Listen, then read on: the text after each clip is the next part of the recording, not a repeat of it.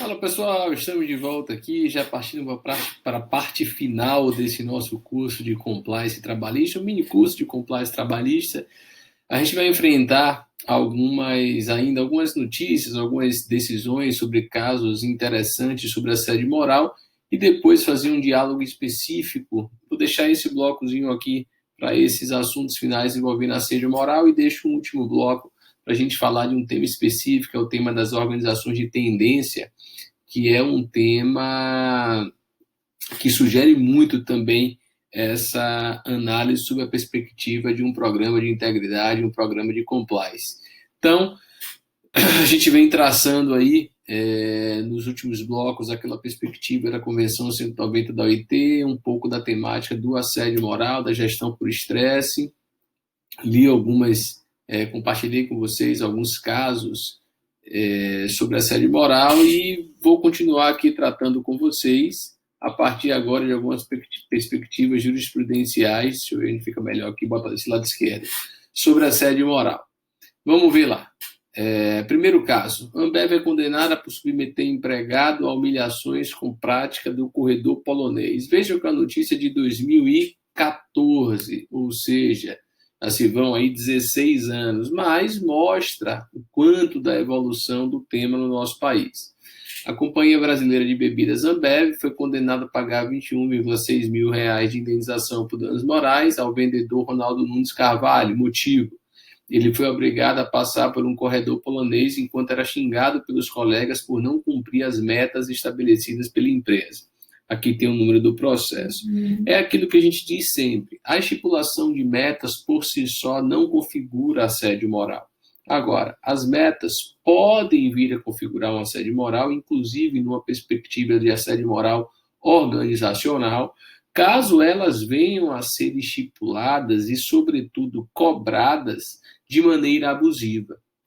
O abuso de direito é ato ilícito na forma do artigo 187 do Código Civil de 2002, de modo que, se as metas forem, por exemplo, inatingíveis, inalcançáveis por um padrão normal de desempenho dos trabalhadores, por um padrão normal daquilo que a gente pode conceber enquanto possível de ser atingido, já revelaria uma abusividade na cobrança das metas, e a gente encontra também muito abuso na cobrança das metas com a forma pela qual as metas são cobradas, seja a cobrança do cumprimento em si, ou seja, eventual reação ao não cumprimento das metas. Esses casos revelam, sem sombra de dúvida, essas perspectivas de assédio moral, e você imaginar um trabalhador que tinha que passar por um corredor polonês enquanto era xingado pelos colegas por não cumprir as metas estabelecidas pela empresa. Eu não tenho a menor dúvida que uma organização que disponha de um programa de integridade, disponha de um programa de compliance devidamente instalado, ela tem a possibilidade de maneira efetiva de, primeiro, abolir qualquer tipo de gestão por estresse como esse. Então, extirpar da organização qualquer perspectiva de cobrança de metas dessa natureza, bem como também tem toda uma possibilidade de identificar, ou seja, detectar dentro dos pilares de prevenção, detecção e repressão, detectar se eventualmente algum superior hierárquico exercer aquilo que lhe cabe enquanto alguém que cobra pelo atingimento das metas, mas caso ele venha fazendo de maneira abusiva, identificar aquilo e buscar corrigir esse tipo de rota dentro da própria organização. Então, é algo fundamental que a empresa tenha uma proposta de cultura que venha a impedir esse tipo de situação no âmbito empresarial. Vamos a uma segunda. Ambev indenizará por constranger funcionário com garotas de programa. A quinta turma do TST não conheceu o recurso da Ambev e manteve decisão que condenou a empresa a indenizar um funcionário em danos morais por constrangê-lo a comparecer a reuniões matinais nas quais estavam presentes garotas de programa e por submetê-lo a situações vexatórias com o objetivo de alavancar o cumprimento de metas. Recurso da empresa foi analisado pelo TST depois que o TRT da 9ª Região determinou o pagamento de indenização no valor de 50 mil em razão do assédio moral decorrente do constrangimento. Segundo o relato de testemunhas, um dos gerentes de vendas tinha costume de se dirigir aos empregados de forma desrespeitosa, valendo-se de palavrões. O mesmo gerente era responsável pela presença de garotas de programa em reuniões que apareciam nos encontros a seu convite. Os fatos ocorreram mais de 10 vezes entre os anos de 2003 e 2004. A empresa, inclusive, já havia sido coibida de adotar práticas incompatíveis com o ambiente de trabalho e chegou a firmar TAC, junto ao MPT. No TAC, comprometeu-se a orientar e enfatizar os funcionários para evitar condutas que possam, de alguma forma, promover desrespeito mútuo. O autor, casado e evangélico, descreve na reclamação trabalhista que chegou a ser amarrado e obrigado a assistir filmes pornôs, e houve situação na qual uma stripper foi levada à sua sala para se despir. Também relata que os vendedores eram obrigados a participar de festas em chácaras, com a presença de garotas de programa, utilizadas como forma de incentivo para o aumento de vendas. Afirmou que havia os funcionários que batiam as cotas de venda recebiam vales garota de programa. No recurso ao TST, a Ambev alegou que o valor da indenização seria desproporcional e o dano sofrido pelo empregado seria mínimo. As alegações, todavia, não foram analisadas porque, segundo fundamentou o relator do processo, o ministro Vitor Pereira, as decisões apresentadas para os confrontos com as teses seriam inespecíficas. E aí encontrou óbice no até então, enunciado 296 da súmula do TST. O número do processo está aí, um processo do ano de 2007, trazendo à tona ali um caso que ocorreu entre 2003 e 2004. Outro caso também que eu confesso que toda vez que leio esse caso, toda vez que compartilho essa situação, a despeito de ser algo que ocorreu ali há mais de 15 anos, me causa muita perplexidade. Me causa perplexidade no sentido de como isso podia fazer parte de uma gestão empresarial. Ou seja, a gente está falando de uma grande empresa, uma empresa que tem um sem número de trabalhadores. E era pautada realmente em um tipo de gestão em termos de cumprimento de metas, violadora dos direitos fundamentais dos trabalhadores de várias espécies. Uma situação como essa viola direitos fundamentais de várias naturezas, causando, portanto, pelo menos de minha parte, muita perplexidade. O motorista será indenizado por ser obrigado a participar de reunião com drag queens. Comemorar o Dia do Trabalhador com drag queens na reunião matinal de trabalho dos funcionários resultou em uma condenação por danos morais à Luft Logística, Armazenagem e Transporte LTDA. A empresa não conseguiu mudar na 5ª turma do Tribunal Superior do Trabalho a decisão da instância regional que determinou o pagamento de indenização de 20 mil a um motorista que, obrigado a participar da reunião, se sentiu constrangido com a situação. A empresa alegou que sua intenção em levar drag queens para se apresentarem na festa em homenagem ao trabalhador em 30 de abril de 2009 era divertir e homenagear os empregados. Afirmou também que a participação no evento, com cerca de 80 participantes, não era obrigatória e não havia interesse da empresa em humilhar ou constranger os presentes. O motorista foi contratado pela Luft para prestar serviços direta e exclusivamente para a companhia de bebidas das Américas Ambev. Ele contou que o constrangimento que sofreu durante os 2 anos e meio de contrato não se limitou apenas a essa comemoração do Dia do Trabalhador, em que as drag queens, além de se apresentarem, sentaram no colo dele e de outros colegas. Seu pedido de indenização foi motivado também em ocorrências vexatórias nas reuniões matinais em decorrência de metas não atingidas.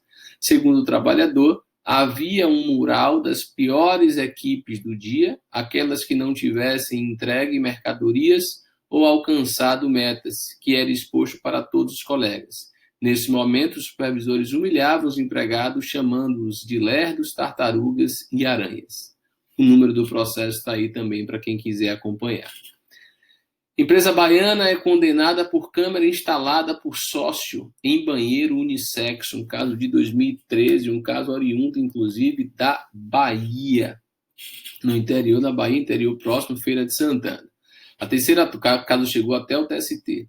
A terceira turma do TST negou provimento ao agravo de instrumento da Adinó Indústria e Comércio de Aditivos LTDA de Feira de Santana, que pretendia ser absolvida de indenizar 2 empregados por dano moral depois da descoberta de uma câmera instalada num banheiro e diretamente conectada à sala de um dos seus sócios.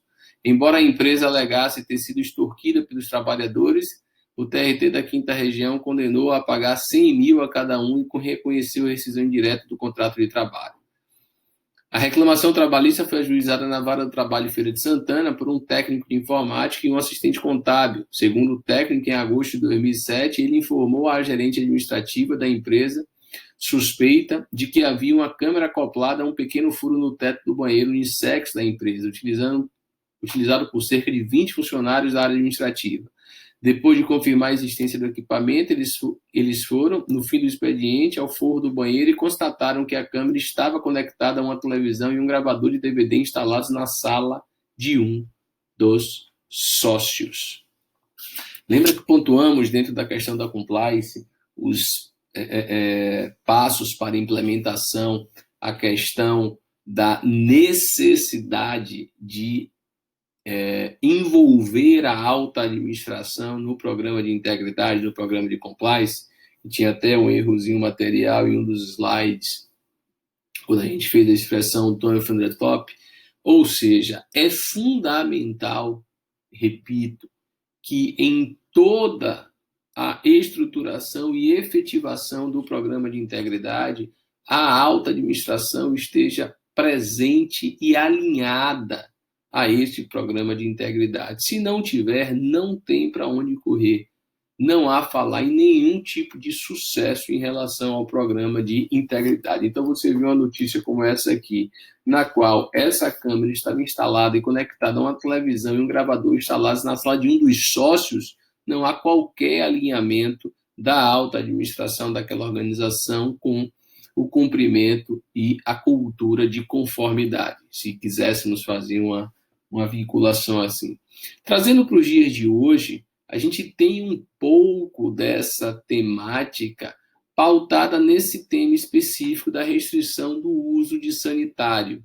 A restrição do uso de sanitário é um tema bastante interessante de ser analisado na contemporaneidade, porque há uma jurisprudência no Tribunal Superior do Trabalho, eu compartilho com vocês aqui uma decisão da STI 1 de 2015, mas que representa realmente a jurisprudência da Corte sobre o tema, no sentido de que a restrição ao uso de sanitário, ela é abusiva, ela é ilícita. Deixa muito claro aqui. A controvérsia gravita em torno do alcance do poder diretivo do empregador na forma como permite o uso de banheiro ao empregado operador de call center, que, segundo relata a própria recorrente, podia ir ao banheiro no momento em que chegava para trabalhar e no término da jornada, bem como nas 2 pausas de 10 minutos cada e no intervalo de 20 minutos durante a jornada. A restrição ao uso de banheiros da empresa não pode ser considerada conduta razoável, pois configura afronta à dignidade da pessoa humana e à privacidade, aliada ao abuso do poder diretivo do empregador. Assim, a conduta patronal, caracterizada pela restrição e fiscalização do uso dos toaletes, expõe o trabalhador a constrangimento desnecessário, ensejando a condenação ao pagamento de indenização por danos morais.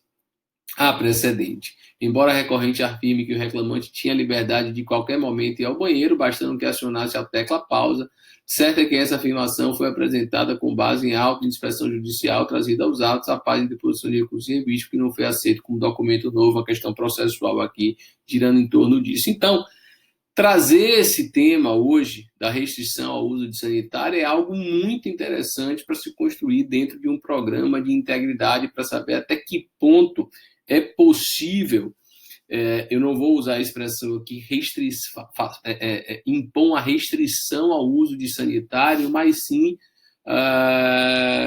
estipular normas de convivência, porque também a gente não pode imaginar que, por exemplo, em uma determinada organização, isso é muito comum em empresas de call center, não haja um mínimo de organização para a própria ida a determinados setores, inclusive sanitário, porque não pode sair todo mundo ao mesmo tempo, por exemplo, e deixar ali as unidades de atendimento todas vazias ao mesmo tempo. Então, é necessário que haja algum tipo de organização.